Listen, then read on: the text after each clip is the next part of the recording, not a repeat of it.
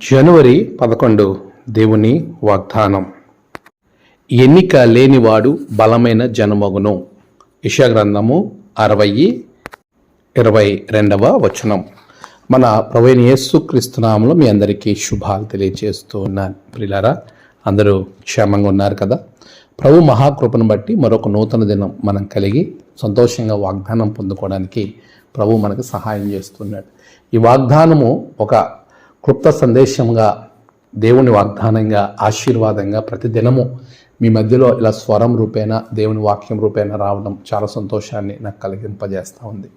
ఎంత కష్టమున్నా, ఎలాంటి పరిస్థితులైనా ఏ రోజు కూడా మానకుండా మీ మధ్యకు రావటానికి ప్రభు సహాయం చేస్తూ ఉన్నాడు.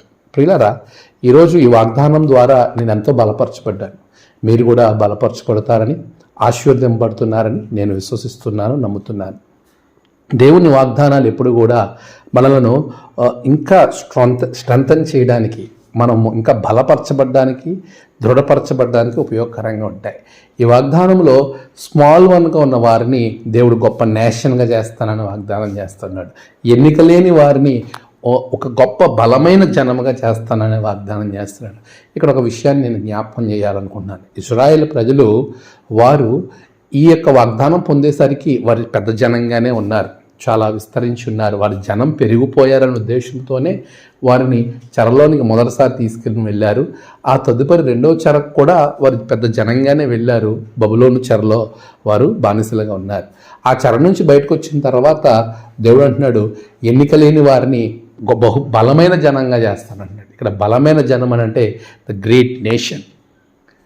చాలాసార్లు మన భారతదేశ నేపథ్యాన్ని కూడా మనం చూసుకుంటే అల్పసంఖ్యాకులుగా ఉన్నటువంటి మైనారిటీగా దళిత క్రైస్తవులు పిలువబడతా ఉన్నారు. అలాంటి వారు చాలా గొప్ప పెద్ద సంఖ్యలో ఉన్నప్పటికీ వారు బలమైన జనంగా లేరు. ఎన్నిక లేని వారిగా, గుర్తింపు లేని వారిగా, కొన్ని ప్రాంతాల్లో అంటరాని వారిగా కూడా ఉన్నట్టుగా నేటికి కూడా మనం చూస్తూ ఉన్నాం. కానీ ఆ పరిస్థితులన్నింటిలో నుండి దేవుడు నిన్ను తప్పించి బలమైన, దృఢమైన ఒక జనముగా ప్రభు చేస్తానంటున్నాడు. ఆయనే ప్రభువైన యేసుక్రీస్తు. ఈరోజు నీ చుట్టూ ఉన్నవారు నిన్ను ఎన్నికలో లేకుండా అనుకోవచ్చు, నిన్ను గుర్తించకపోవచ్చు. దావీదును తండ్రి ఎన్నిక చేయలేకపోయాడు, గుర్తించలేదు. యోసేపుని అన్నదమ్ములు గుర్తించలేదు. చాలామందిని వారిని గుర్తించలేదు.